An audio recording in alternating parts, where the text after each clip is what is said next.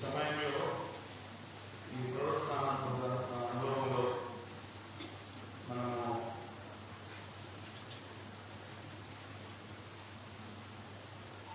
ప్రవేశించి ఇది 4వ వారంలో చేరుదాం. ఈ 4వ వారంలో అంశాలు కూడా అద్భుతమైనటువంటి అంశాలు. ఇంకా కష్టపడి వెళ్తూ ఉంది. అద్భుతమైన నిలకడ కలిగిన హృదయం, నిజమైన ఆనందం.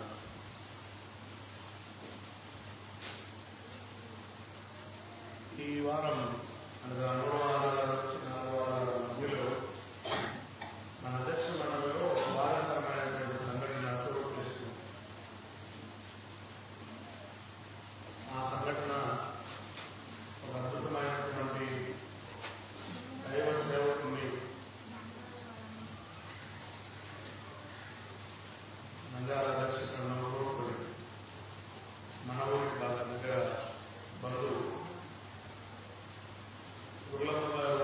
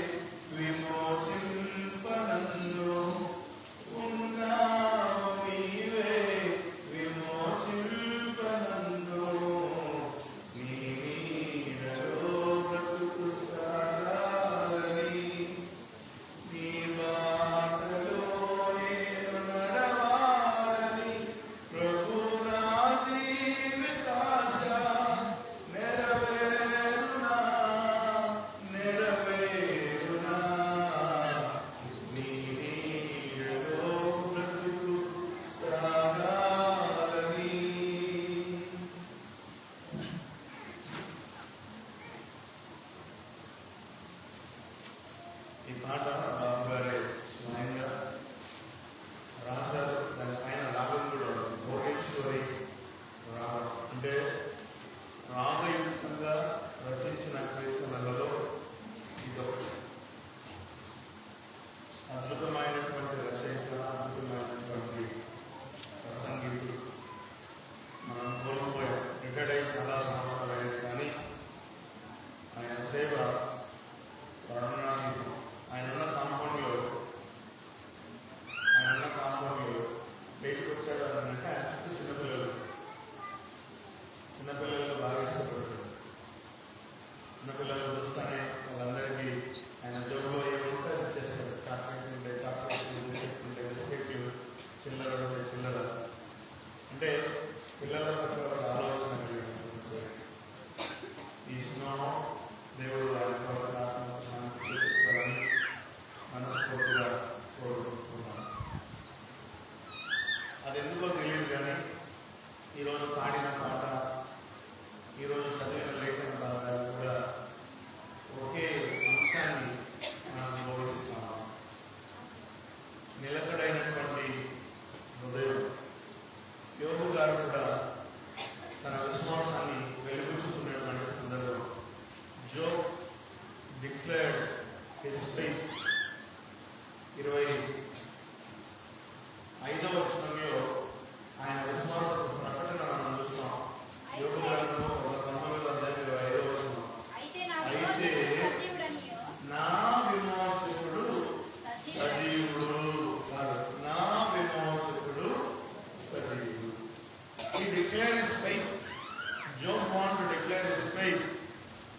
మనం కూడా మన విశ్వాసాన్ని ఇతరులకు పంచుకునేటువంటి పరిస్థితుల్లో ఉండాలి. ఈరోజు పాడిన పాట కూడా అదే.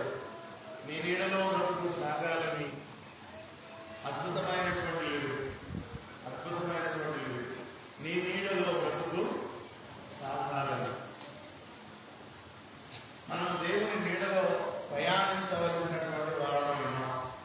ఈ చదవబడిన యోబు గ్రంథంలో మనం చూస్తే 19వ అధ్యాయంలోనే అదే చదవబడిన దైవవేత్త భాగం 21వ వచనంలో యోబు తనకు తానుగా మాట్లాడుతాడు. దేవుని హస్తము నన్ను మొత్తిగా. చూడండి, దేవుని గురించి 2 కాంట్రాక్టరీ స్టేట్మెంట్స్. 19వ వచనంలోనేమో 21వ వచనంలోనేమో దేవుని హస్తము నన్ను మొత్తి ఉన్నది అంటా ఉన్నాడు. 25వ వచనం వచ్చినప్పుడు ఏమన్నాడు? నా విమోచకుడు సజీవుడు అని. అంటే దాని అర్థం దేవుణ్ణి ఈయన అర్థం చేసుకున్నట్టుగా ఈయన స్నేహితులు కానీ, భార్య కానీ, పిల్లలు కానీ లోకం అర్థం చేసుకోలేదు. స్నేహితులు అంటా ఉన్నారు, భార్య అంటా ఉంది, పిల్లలు అంటా ఉన్నారు, అయ్యా ఈ లోకమంతా సంతోషంగా ఉంది, ఈ లోకమంతా ఆనందంగా ఉంది, ఈ లోకమంతా ఆశీర్వాదకరంగా ఉన్నారు, నువ్వు మాత్రం బాధపడుతూ ఉన్నావు. ఒక్కసారి నువ్వు సేవిస్తున్న దేవుణ్ణి హింసిస్తే, తిడితే, దూషిస్తే నువ్వు ఆశీర్వదింపబడతావు కనుక ఒకసారి దూషించు అని అందరూ ప్రోత్సహిస్తున్నారు. అందుకే ఆయన అంటా ఉన్నాడు, దేవుని హస్తం నన్ను మొత్తి ఉన్నది. దేవుడు నన్ను విడిచిపెట్టినట్లే స్నేహితులు మీరు నన్ను విడిచిపెడతా ఉన్నారు, కుటుంబం నన్ను విడిచిపెడతా ఉంది, అందరూ నన్ను విడిచిపెడతా ఉన్నారు. అయినా I just want to declare my faith that he is నా విమోచకుడు సజీవుడు. అయితే మనం పాట కూడా పాడుకుంటాం. అందరూ నన్ను విడిచినా నీవు నన్ను విడువని. పాడుకుంటామా? నా తల్లియు నీవే, నా తండ్రియు నీవే, నా తల్లి తండ్రి నీవే. ఇక్కడ యోగు కూడా అదే విశ్వాసాన్ని బయలుపరుస్తూ ఉన్నాడు. స్నేహితులు నన్ను విడిచిపెట్టారు, భార్య నన్ను విడిచిపెట్టింది, పిల్లలు నన్ను విడిచిపెట్టారు, లోకం నన్ను విడిచిపెట్టింది, అందరూ నన్ను విడిచిపెట్టారు. అయితే నా విమోచకుడు సజీవుడు, నన్ను విడిపించేవాడు సజీవుడు. అందుకే యోబు statement, I know that I have one who will rescue me from the mess. ఈ బంధకాలలో నుంచి నన్ను విడిపించగలిగిన వాడు ఆయన మాత్రమే. అందుకే ఆ స్టేట్మెంట్,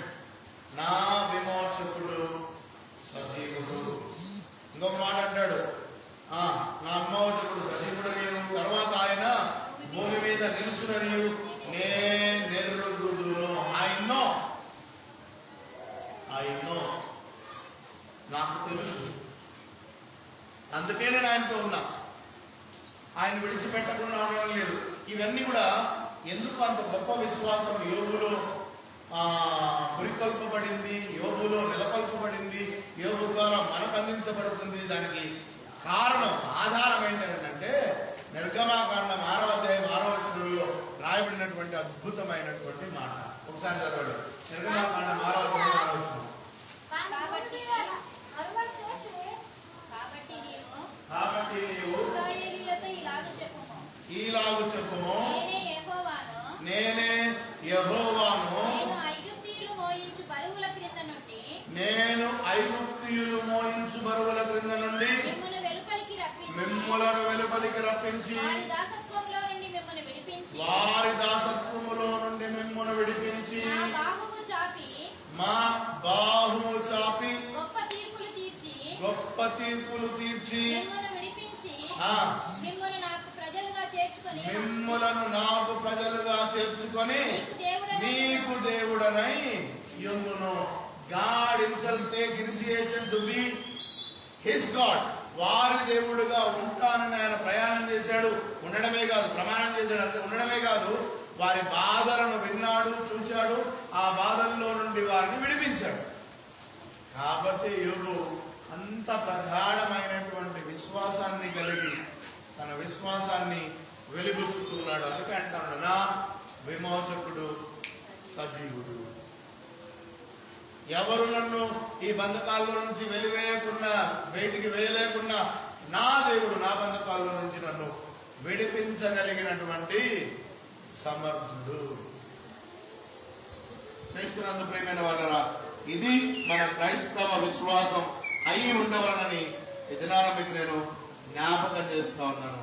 యెషయా గ్రంథం 43వ అధ్యాయం 1వ వచనంలో రాయబడినటువంటి మాట అందరికీ తెలిసిందే. అయితే యాకోబు, అమ్మా, నిన్ను సృజించిన వాడకు యెహోవా, ఇశ్రాయేలు నిన్ను నిర్మించిన వాడు ఇలాగూ సెలవిచ్చుచున్నాడు. చూడండి, సృజించిన వాడు, నిర్మించిన వాడు. యాకోబును సృజించాడు, ఇశ్రాయేలును నిర్మించాడు. బాగా జాగ్రత్తగా వినాలి. పుట్టిన కుమారులలో మనకందరికీ తెలుసు, యాకోబు చిన్నోడు. కానీ ఏం చేసినాడు? తల్లి ద్వారా ప్రోత్సహింపబడి జ్యేష్ఠత్వాన్ని దొంగిలించుకున్నాడు.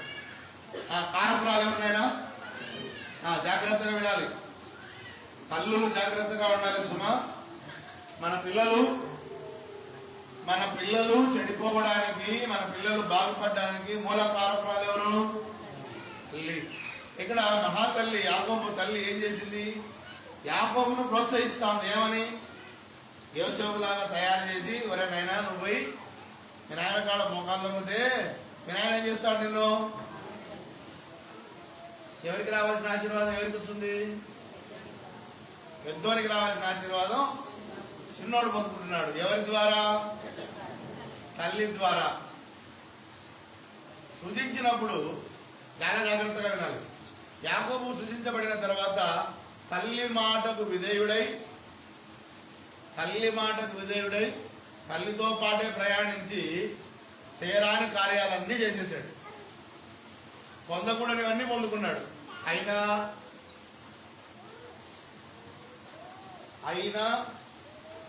there is no use.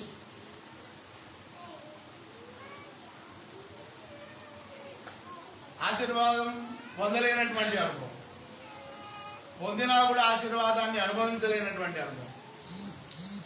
అందుకే ఆశీర్వాదాన్ని పొందలేకపోతున్నటువంటి తన జీవితాన్ని జ్ఞాపకం చేసుకొని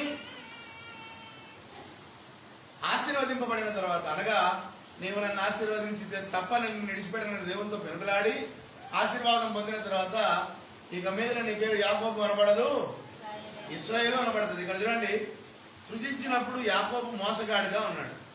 నిర్మించిన తర్వాత ఇశ్రాయేలు విమోచన కార్యములో పాలిభాగస్తుడై గోత్రకర్తగా ఆశీర్వదించబడ్డాడు. చాలా జాగ్రత్తగా వినాలి. దేవుని చేత పట్టబడిన తర్వాత, దేవుని చేత ఆశీర్వదింపబడిన తర్వాత ఆయన ఇశ్రాయేలు గోత్రకర్తగా మార్చబడి ఏ రీతిగా నిన్ను విమోచించి ఉన్నాను, పేరు పెట్టి నిన్ను పిలిచి ఉన్నాను. నీవు నా సొత్తు, యు ఆర్ మై ప్రాపర్టీ.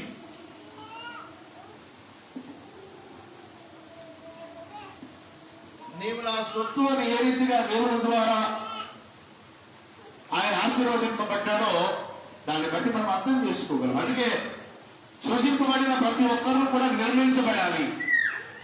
మనమందరం తల్లి గర్భంలో సృజింపబడ్డాం కాదని నేను చెప్పడంలే. బయటకు వచ్చిన తర్వాత అసలు సిసలు క్రైస్తవునిగా నీ జీవితాన్ని నిర్మించుకోవలసిన బాధ్యత ఎవరి మీద ఉంది? నీ మీదనే ఉంది. You need to build your faith. అందుకే యోబు గారు తన విశ్వాసాన్ని ప్రకటిస్తా ఉన్నాడు. ఈ just want to declare his faith. నా విమోచకుడు సజీవుడు. ఎంతమంది నిజంగా మన దేవుడు సజీవుడని చెప్పగలిగే స్థితిలో ఉన్నారు? నా దేవుడు నన్ను విడిపించగలిగిన దేవుడు అని చెప్పగలిగిన స్థితిలో ఉన్నారు? ఈ దినాన మనల్ని మనం ప్రశ్నించుకోవలసినటువంటి అవసరత ఉంది. రెండవ అనుభవం, యోబు ఆ స్టేట్మెంట్ ఇవ్వడానికి గల బలమైన కారణం, రెండవ కారణం ఏంటంటే బానిసత్వములోని నమ్మబడినటువంటి యోసేపు రాజుగా అభిషేకించబడి రాజు తర్వాత రాజుగా తన అధికారాన్ని చేపట్టి కరువులో గులగులలాడుతున్న ఇశ్రాయేలు జనాంగాన్ని విడిపించడానికి బికెమ్ ఎ రిడీమర్. దేవుడు మనుషులను కూడా విడిపించడానికి వాడుకుంటాడు అన్నటువంటి ఆ గొప్ప ఆలోచన యోబును పట్టేసింది. అందుకే అంటాడు యోబు తన గొప్ప స్టేట్మెంట్ ఇస్తాడు, విశ్వాసపు ఆ స్టేట్మెంట్ ఇస్తా ఉన్నాడు. నా విమోచకుడు సజీవుడు. సగటు క్రైస్తవుని యొక్క స్టేట్మెంట్ ఇదే కావాలి. నా విమోచకుడు సజీవుడు. చెప్పగలుగుతున్నా? మన జీవితంలో నిర్జీవ కార్యాలు కలిగి ఉంది, నిర్జీవమైన క్రియలు మనం చేస్తూ సజీవుడైన దేవుని నిజంగా మనం కనుగొనగలుగుతున్నామా? కనుగొనమే కాదు, ఆయన మార్గంలో ప్రయాణించగలిగే స్థితిని మనం పొందుకోగలుగుతున్నామా? 14వ వచనం యెషయా గ్రంథము 43:14 చదవండి. 14వ వచనంలో కూడా మాట రాయబడింది కదా, మీ విమోచకుడునైన యెహోవా ఇలాగ సెలవిచ్చుచున్నాడు, మీ నిమిత్తము నేను బబులోను పంపితిని, నేను వాళ్ళని పారిపోవడానికి చేసేదిని, వారికి అతిశయాస్పదములకు ఓడలతో కల్దీలను పడవేసేదను.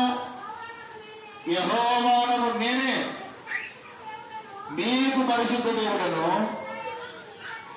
ఇశ్రాయేలు సృష్టికర్తనకు నేనే మీకు రాజును. చూడండి ఎంత అద్భుతంగా అక్కడ రాయబడి ఉందో. దేవుని ప్రజలుగా బ్రతుకుతూ ఉన్న మనము ఆయన అధికారం కింద ఉన్నామా? ఆయన అధికారం కింద ఉన్నామా లేకపోతే ఏ అధికారం కింద ఉన్నాం? ఆలోచన చేయాలి.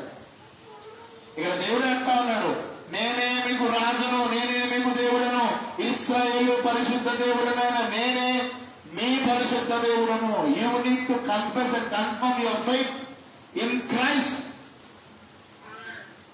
అదే అక్కడ స్టేట్మెంట్ ఇవ్వబడింది. అందుకే క్రీస్తునందు ప్రియమైన వారులారా, God want to delivering the people, but the delivered people will not believe God and His strength. విమోచింపబడిన ప్రజలు విమోచింపబడ్డారు, కానీ దేవుని యొక్క శక్తిని బలాన్ని అంగీకరించలేకపోతున్నారు, ఆమోదించలేకపోతున్నారు. మనం కూడా అంతే. ఏరు దాటిన తర్వాత ఏం చేస్తాం? తెప్ప తయారేశారు రకం. మనం అవసరం తీరేంత వరకు సూత్రం అయిపోయినాక నీతో నాకేం అయిపోయేంత వరకే సూత్రాలు, దాని తర్వాత నాకు ఆత్రం. ఈ లోకంలో నీ పని జరుగుతుందేమో, పైకి పోయినాక గూబ పగులుతుంది జాగ్రత్త. గూబే నేను అంటున్నా, ఇక్కడ గూబే అంటున్నా. పైకి పోయినాక నీ ఏం చేస్తాడో దేవుడు ఆయన చూసుకుంటాడు. అందుకే దేవుడికే అన్ని అప్పగించాలి. యోబు కూడా అదే అంటా ఉన్నాడు. స్నేహితులను విడిచిపెట్టారా? విడిచిపెట్టండి. భార్యను విడిచిపెడుతున్నారా? విడిచిపెట్టు. పిల్లలను విడిచిపెడుతున్నారా? విడిచిపెట్టండి. ఎవరు విడిచిపెట్టినా నా దేవుడు నన్ను విడిచి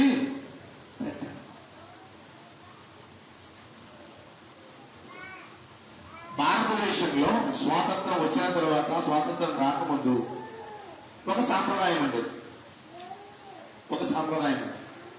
సతీ సహగమనం. భర్త చచ్చిపోతే భార్యను కూడా ఏం చేసేవాళ్ళు? బలవంతంగా మంటలు వేసి కాల్చి చంపడు.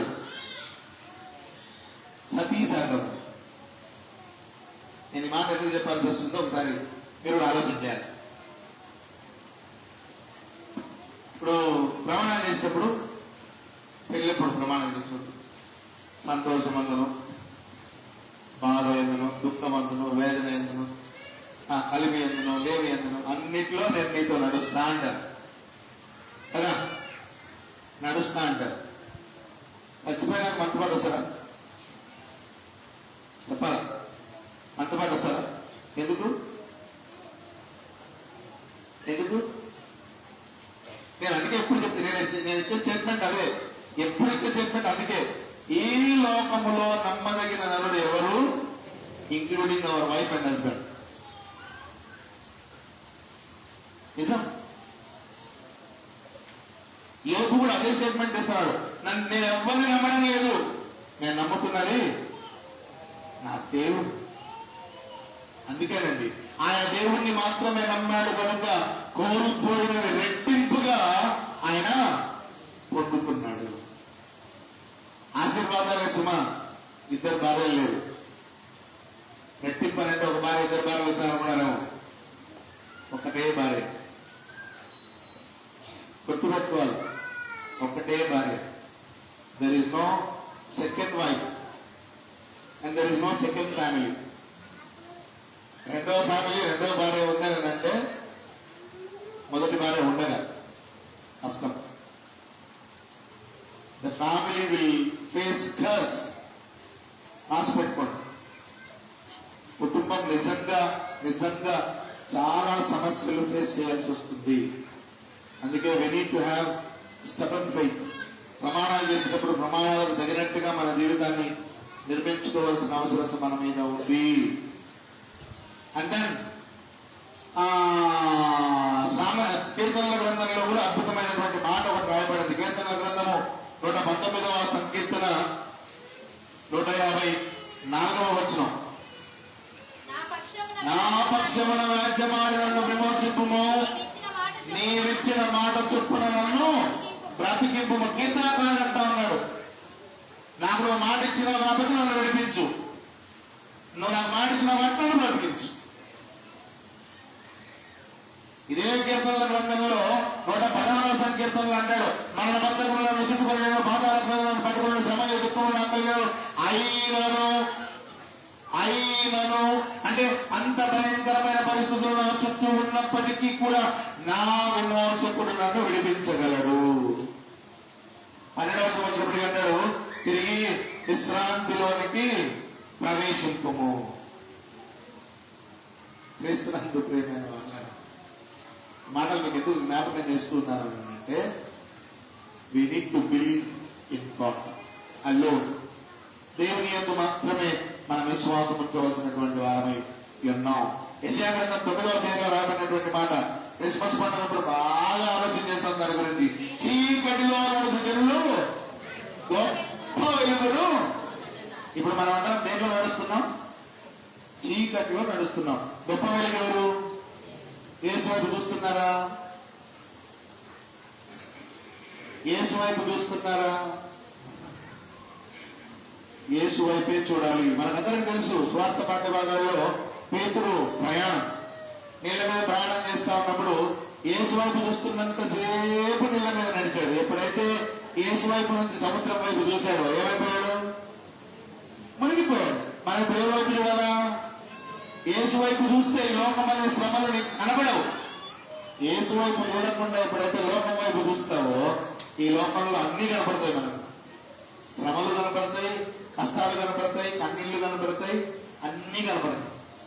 అందుకే ఈ లోకం వైపు చూడకుండా యేసు వైపే మన చూపు నిలపాలి. అందుకే పత్రికా పాఠ్యభాగంలో రాస్తూ అంటాడు కదా, యాకోబు పత్రిక 1:10 అంటాడు, శ్రేష్టమైన ప్రతి ఈవియు పర సంబంధమైనదై జ్యోతిర్మయుడగు చాలమ్మా తండ్రి యొద్ద నుండి వచ్చును. ఇక్కడ అద్భుతమైన మాటలు రాశాడు. మీరు బాగా విన్నారో లేదో. శ్రేష్టమైన ప్రతి ఈవియు సంపూర్ణమైన ప్రతివరమును ఏ సంబంధమైనదంటమా? పర సంబంధం. అంటే ఈ లోక సంబంధమైనది కాదు. మీరు పొందే ఆశీర్వాదాలు ఏ లోక సంబంధమైనవి ఉండాలా చెప్పాలా? ఈ లోక సంబంధమా పరలోక సంబంధమా? Very good. పరలోక సంబంధమైన ఆశీర్వాదాలు ఎన్ని ఇచ్చినాడు దేవుడు మనకు? ఈ లోక సంబంధమైన ఆశీర్వాదాలు చాలా ఇచ్చినాడు దేవుడు మనకు. నేను ఈ లోక సంబంధమైన ఆశీర్వాదాల గురించి మాట్లాడాలి.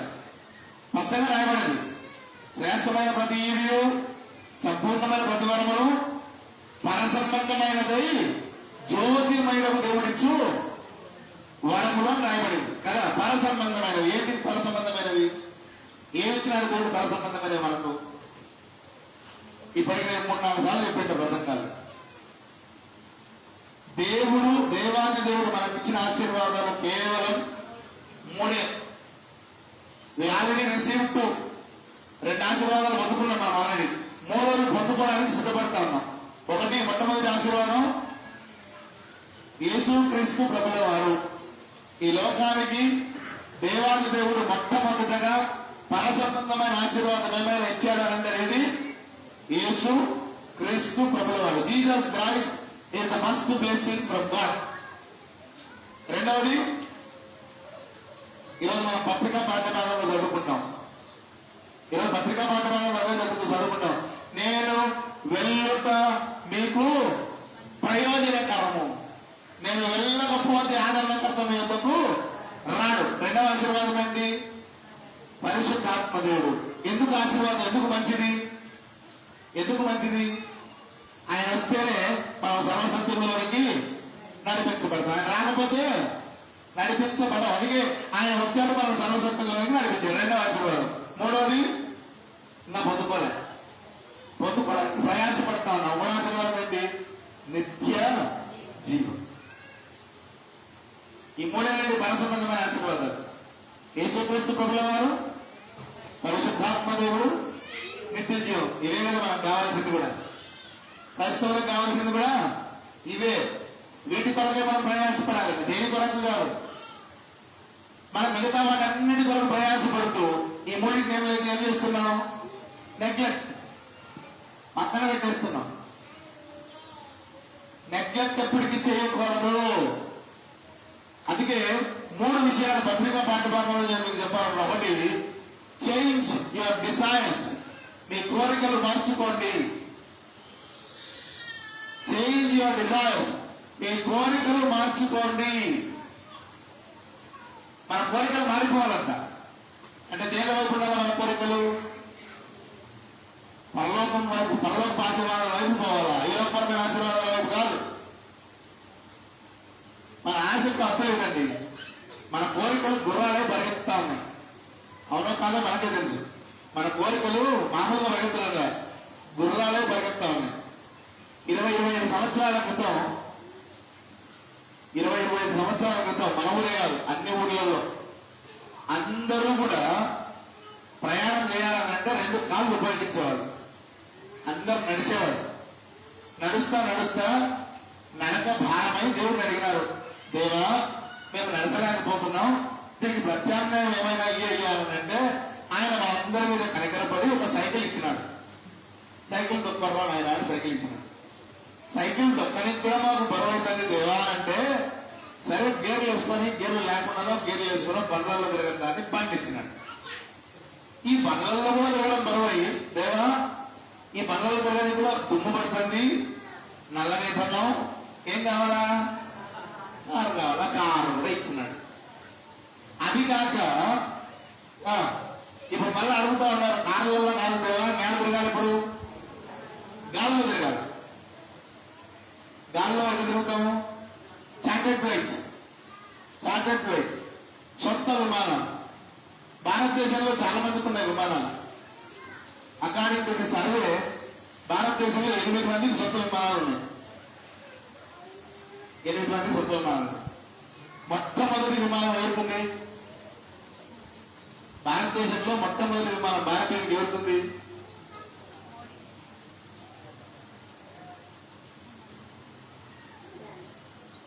కేఏ పాల్గొంది. ఎవరుకుంది? కేఏ పాల్గొంది.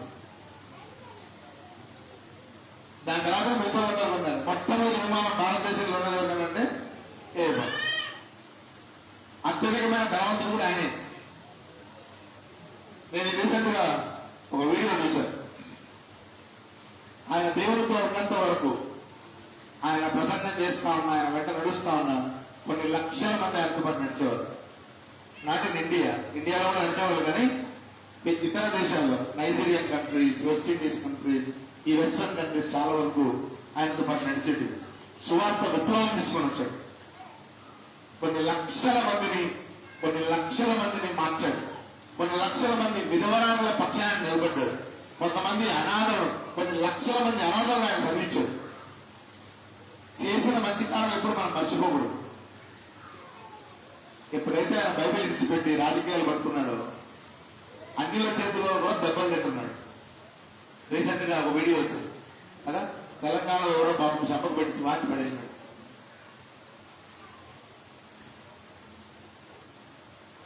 ఎప్పటి వరకు అయితే దేవుని చేతిలో ఉన్నాడో బలమైన సాధనంగా వాడబడ్డాడు. ఎప్పుడైతే దేవుని చేతిలో నుంచి విడవబడ్డాడో అయిపోయింది, పతనం ప్రారంభమైంది. మన జీవితం కూడా అంతేనండి. దేవుని చేతిలో మనం ఉంటే మన జీవితం ఆశీర్వాదములకు నిలయంగా మలచబడుతుంది. ఎప్పుడైతే దేవుని చేతిలో నుంచి బయటికి వస్తామో అయిపోయింది, మన పతనం ప్రారంభమైనట్టే. అందుకే we need to change our desires. మన కోరికలు మార్చుకోవాలి. రెండవది, లిమిట్ అవర్ ఆపర్చునిటీస్. మనకు వచ్చే అవకాశాలు చాలు దేవాలని తప్ప వస్తా ఉంటే రాణి రాణి రాణి అనకూడదు. No, limit our opportunities. అవకాశాలు వస్తా ఉంటే నాకు చాలు దేవ అవకాశాలు అనాలి తప్ప ఇంకా రావాలన్న ఆలోచనతో ఉండకూడదు. మూడవది, ఎక్సర్సైజ్ సెల్ఫ్ కంట్రోల్. నిన్ను నీవు నిగ్రహించుకోనగలిగే స్థితిలో నీవు ఉండాలి. ఈ మూడు శ్రేష్టమైనటువంటి పర సంబంధమైనటువంటి ఆశీర్వాదాలు పొందడానికి మూల కారకాలు. దీని బేస్ ఈ మూడేనండి పునాదులు. మన కోరికలను తగ్గించుకోవాలి, అవకాశాలను వచ్చిన కాడికి సాలనుకోవాలి. మూడవది, నిన్ను నీవు నిగ్రహించుకోగలిగిన స్థితిలో నువ్వు ఉంటే నువ్వు ఆశీర్వదించబడతావు. అదే దేవుడు కోరుకుంటూ ఉన్నాడు. క్రీస్తునందు ప్రియమైనటువంటి వాళ్ళారా, యాకోబు పత్రిక చదువుబడిన దైవలేఖన భాగంలోనే మనం చదువుకున్నాం పర సంబంధమైనదై దేవుడు అనుగ్రహించి కృపావరములు కనుక అవి పొందటానికి మనల్ని మనం సిద్ధపరచుకోవాలి.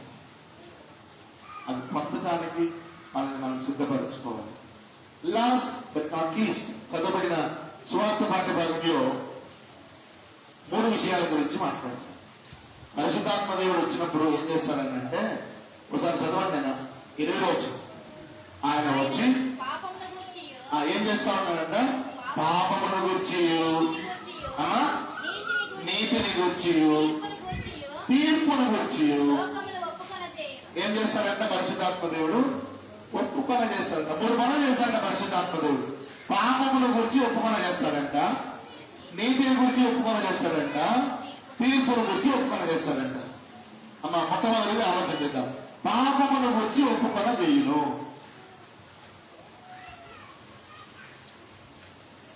ఎంతమంది ఇక్కడ నేను పాపిని అని ధైర్యంగా అందరి ముందు చేయొద్దు చెప్పగలరు? I declare my self as my sinner. నేను చెప్పగలను, నేను అందరి ముందునే చెప్పగలను, నేను పాపిని అని చెప్పగలను. మీరు చెప్పగలరా? ఏమో నేను చేయొద్దు, ఎవరు ఏమంటారో నా గురించి. వాట్ బైబిల్ సేస్, బైబిల్ ఏం చెప్తా ఉంది? పాపమును గురించి ఒప్పుకోవడం చేస్తాను. అంటే నేను పాపినని దేవుని ఎదుట ఒప్పుకోవడానికి సిగ్గుపడకుండా నేను నిలబెడతాను. పరిశుద్ధాత్మ కార్యం అదే. మనం చేసేదంతా బయట ఆ పనులు లోపలికి వచ్చి దేవాలయాన్ని పాపని చెప్పుకునే ధైర్యం మనకు లేదు. బయటంతా చేసేది అదే పనులే. నేను ఒకళ్ళ గురించి మాట్లాడాలి, అందరి గురించి మాట్లాడుతున్నా. మనం చేసే ఇంక్లూడింగ్ మీ, నేను కూడా ఉన్న దాంట్లో. నేను ఏదనుకో మాట్లాడు వాక్యము రెండంచుల వాడి గురించి అడగం. మీతో ఎట్లా మాట్లాడుతుందో నాతో కూడా అట్నే మాట్లాడు. వయసు వరుస దాంట్లో నేనున్నా. నేను ఏదనుకో మాట్లాడి బాబు మమ్మల్ని అంటున్నా అనుకో మాట్లాడి, నేను కూడా ఉన్న దాంట్లో. బయట మనం చేసే కార్యాలు లోపలికి వచ్చిన తర్వాత నిజంగా నేను క్షమాపణ అడగాలి అన్నటువంటి ఆలోచన నీకు రాకపోతే you are not forcefully forced by the spirit. నిజంగా ఆత్మ చేత నడిపించబడ్డం లేదు. రెండవది, నీతిని గురించి ఒప్పుకొనగైనా రాయబడింది. నీతిమంతుడైన నా దేవుడు అనీతిమంతుడైన నా కొరకు చనిపోయాడు అని అనేకుల ముందు సాక్ష్యం ఇవ్వగలిగిన దమ్ము మనకుందా? నువ్వు పరిశుద్ధాత్మ చేత నింపబడితే నువ్వు ఆ ధైర్యంతో నింపబడతావు.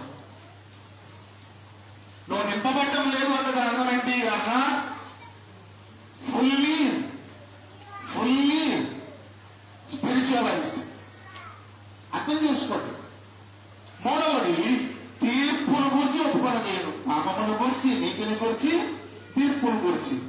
తీర్పు గురించి మాట్లాడాలంటే మన కొరంథీయులకు రాసిన 2వ పత్రిక 5వ అధ్యాయం 12 వచనానికి పోవాలి. ఆయన భయపడింది తాను గ్రహించిన క్రియలు చెప్పిన మంచివైనా సరే చెడ్డవైనా సరే క్రీస్తు న్యాయపీఠం ఎదుట ప్రత్యక్షము తీర్పు ఉంది అందరికి. మరి తీర్పు ఉందన్న భయం ఉందా మనకు? నేను చాలాసార్లు చెప్పాను, తీర్పు ఉందన్న భయం ఉందా మనకు? దేవుని స్తోత్రం. మన ఉద్దానం సంఘం వాళ్ళందరినీ నిలబెట్టి మనం చేసిన పనులన్నీ మన దగ్గరనే ఇప్పితే దేవుని స్తోత్రం బాగుంటుంది.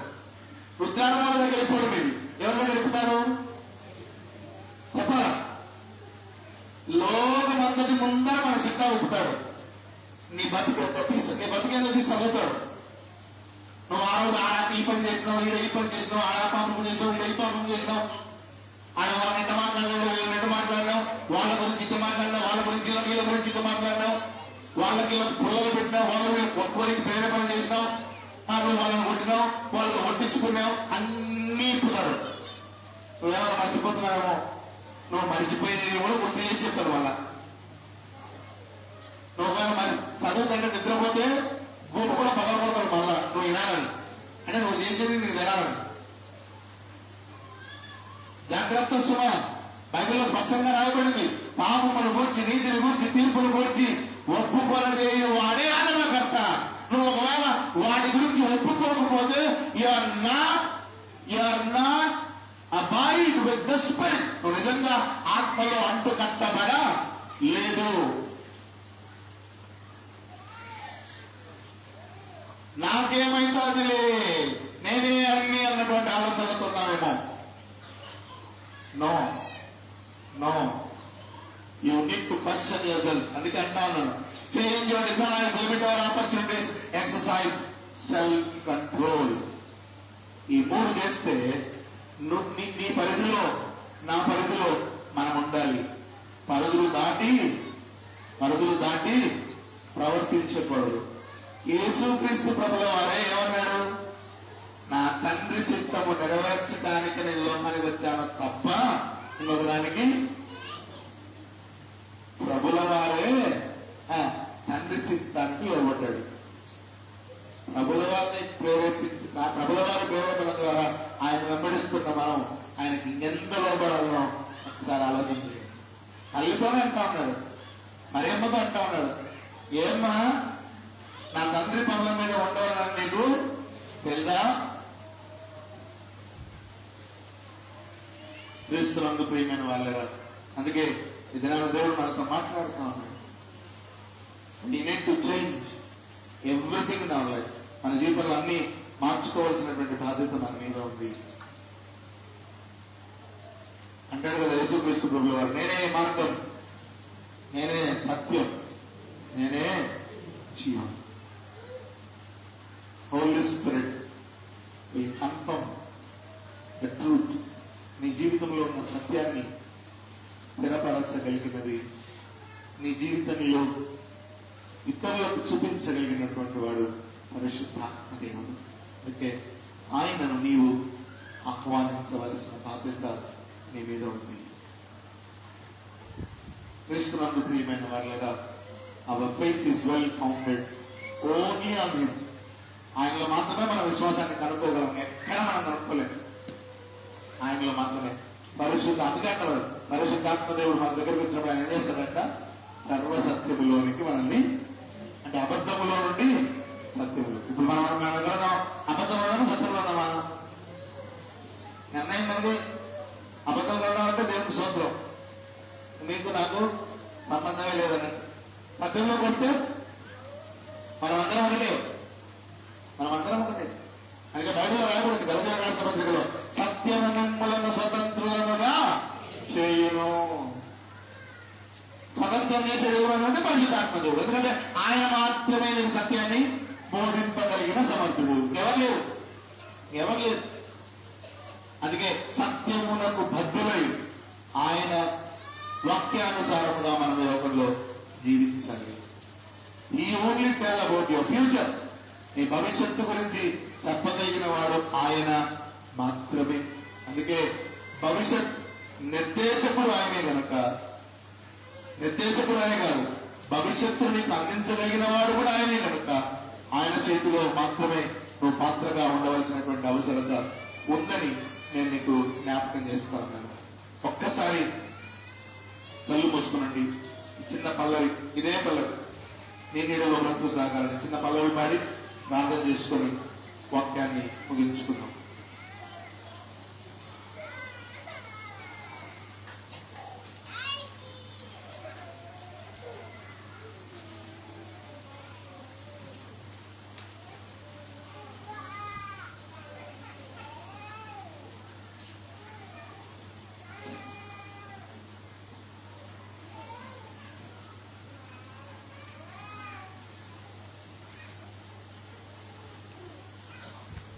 కన్నాను నీ ప్రేమ కల్వరిలోనే, విన్నాను నీ బోధ వేదంబులోనే. కన్నాను నీ ప్రేమ కల్వరిలోనే, విన్నాను నీ బోధ వేదంబులోనే. నన్నాదు కొనువారు విశ్వానలేరు, నన్నాదు కొనువారు విశ్వానలేరు. ఉన్నావు నీవు విమోచింపనన్ను, ఉన్నావు నీవు విమోచింపనన్ను. నీ నీడలో బ్రతుకు సాగాలని, నీ బాటలో నేను నడవాలని. ప్రభు నా జీవితాశ నెరవేరునా, నెరవేరునా. నీ నీడలో బ్రతుకు సాగాలని. దేవా, నీ నీడలో మా బ్రతుకు సాగగలిగినట్లు, నిత్యమైన ఆనందాన్ని మేము పొందగలిగినట్లు ఆత్మదేవుని మా మధ్యకు పంపావు కదా. సర్వసత్యములోనికి నడవగలిగే జీవిత విలువలు మాకు అనుగ్రహించి మీ కొరకు సాక్షులుగా మమ్మల్ని చేసుకొని మీ దివ్యమైన సన్నిధిలో ఉన్న ఆనందాన్ని మా జీవితాలకు మీరే ఇచ్చి మీ బిడ్డలుగా జీవించగలిగే స్థితిని మాకు కల్పించి మహిమ పొందమని యేసు నామములో ప్రార్థిస్తూ ఉన్నాను తండ్రి.